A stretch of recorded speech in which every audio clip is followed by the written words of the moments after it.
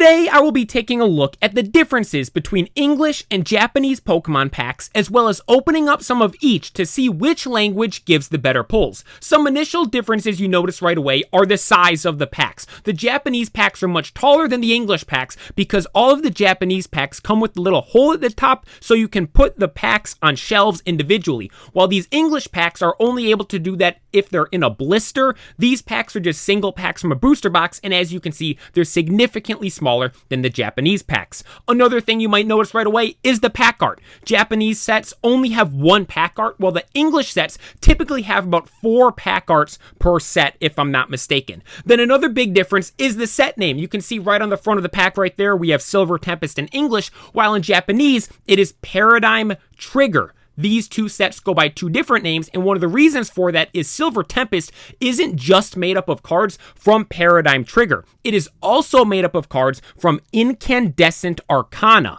another set from the Japanese run of Pokemon cards, and was actually the Japanese set that came out just before Paradigm Trigger. Those 2 sets combined to make up the cards in Silver Tempest. But now let's get into the actual sets themselves. We're going to start off with Paradigm Trigger and open up these packs first. But looking at some of the details about this set, it was released on October 21st, 2022. It contained 98 cards with 27 secret rares. It was the first set to contain V-Star Power Trainer cards. The most valuable card in this set is the Lugia V Alternate Art Secret Rare with a current market price of about $410 raw, while these packs are currently going for a market price of about $3. Now let's get into it and open up some of these Japanese Pokemon packs. Like I said, this set is Paradigm Trigger, and another difference I should note is there's only 5 cards in the Japanese packs, while the English ones have 10. You can see the 5 right at the top, and I'll show you on the English one real quick.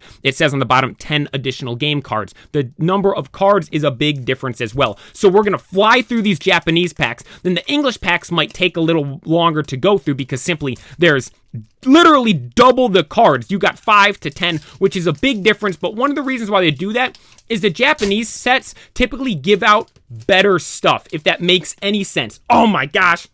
I never know if there's a pack trick. Let's just open this one straight up and see what happens. Starting off, we have a Dratini. Oh, this is going to test my knowledge of the Japanese language and also my Poké knowledge, just going off the Pokemon and the artwork. Starting off, we have a Dratini, followed by a Ponyta. Then we have a Morpeko. Oh, that's a cool artwork. Morpeko with the Dene and Togedemaru in the background. That's a really cool artwork.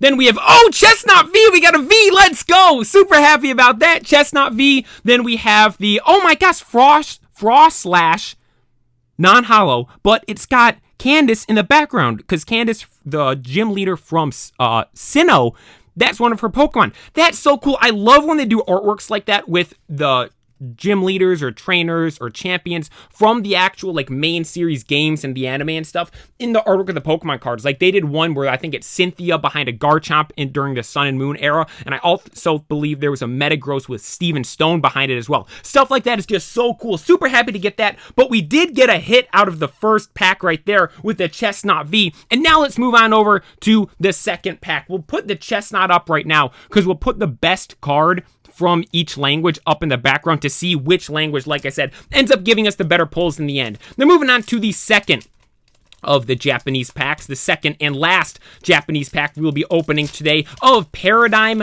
Trigger. I haven't opened too many of these packs in Japanese. I mainly just opened this set in English. I opened up a whole booster box of the English set, and I don't think I opened any of the Japanese, so this is the first for me for all of this stuff. Starting off, we have Brandon, leader of the Battle Pyramid. That's such a cool part in the anime. The Battle Frontier and the Battle Pyramid, that thing's so awesome. Then we have a Zygarde.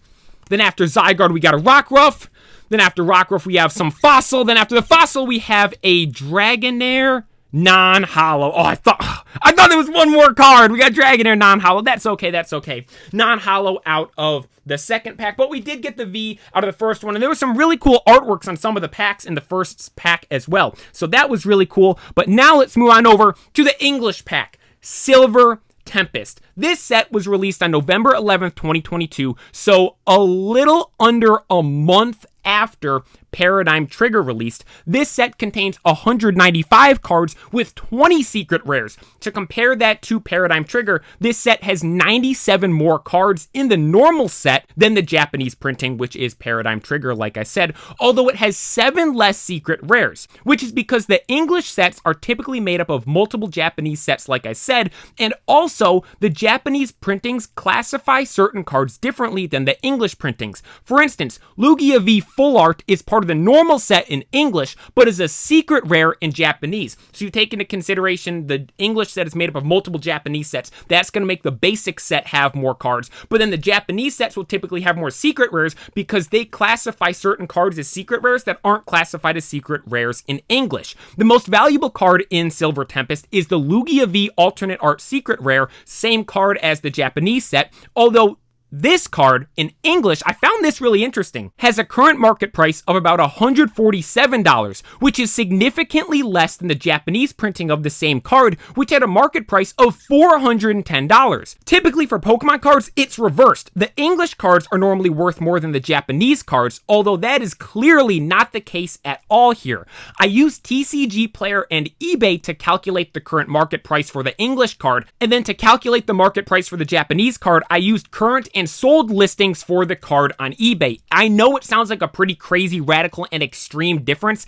It might just be some weird thing going on right now, but I do know that the Japanese cards typically are better quality and have fancier artwork. It just kind of has a better pop and shine on some of the special cards, so that might be some reasoning behind it too. These packs in English currently have a market price of about $3, which is the same as the Japanese packs, which is typical for this current moment in time because these two sets are still under a year old, although based on the price changes of other sets, as time goes on, I assume the English Silver Tempest packs will become more valuable over time than the Japanese packs do in the future, although these two sets may be an exception based on the differences in price of the Lugia Alt Art Secret Rare in Japanese and English. That is such a big heavy hitter card. That one card alone may completely dictate the price changes of these sets in the future. But now let's get into opening up these Silver Tempest packs here. We have 2 Lugia artworks because Lugia is my favorite Pokemon. I'm like, we gotta do 2 Lugia packs for the Lugia sets. I was so excited to open up these packs for this video because Lugia is my favorite legendary Pokemon without a doubt. I absolutely love it. I don't know if there's a difference in code cards in the pack trick. Let's just go 3 from the back and run it. Okay, I think I did it wrong because we just got a Hypno at the start. I think it's supposed to start with an energy, but we got Hypno at the start. That's a crazy artwork too, like those psychedelic artworks they do for these cards. It's so wild and so cool. Then we have a Honchkrow flying through the city. Then we have a Ninetales sitting in the forest. Then we have a Beldum looking at some emeralds and diamonds underground. Krogunk throwing it down. Solosis with some bubbles. Zubat hanging out in the cave. LGM, the alien, looks like out in the desert where all the aliens are. Honchkrow Reverse Hollow, we got that card as a normal in the pack as well. Then for the final card of the set, we got an Incineroar sleeping on the ground. It wasn't actually the final card, so it's 4 cards from the back. We got a Water Energy at the start there, but we got the Incineroar sleeping on the ground. I love this artwork. Incineroar, I think it's safe to assume he's probably in, like, you know, Kukui's house or something like that. That's such a cool artwork. Big bad Incineroar just laying there on the ground relaxing. So we'll put that there in the background because that's currently the best card we have packed out of Silver Tempest. But we do have one more pack right here of Silver Tempest to see if we can get something better than not only that Incineroar right there, but also something better than the Chestnut V to see which language ends up giving us better pulls in the end. We did the pack trick right this time, and here we go. Starting off, we have a Fire-type energy, followed by an Archon, followed by a Clang, then a Claydol, Vulpix, Drowsy, Growlithe, Misdreavus, Wailmer, Misdreavus again for the reverse hollow, and for the final card of the pack and the opening, we have a Victini non-hollow. I'm gonna leave that Incineroar there because I personally just simply like Incineroar better as a Pokemon. And that is all for today. It looks like the Japanese packs ended up giving us better pulls than the English ones. Let me know in the comment section down below which language you prefer collecting and opening. Thank you all so much for watching. Be sure to like and subscribe, and this is the Pokeplaya signing out.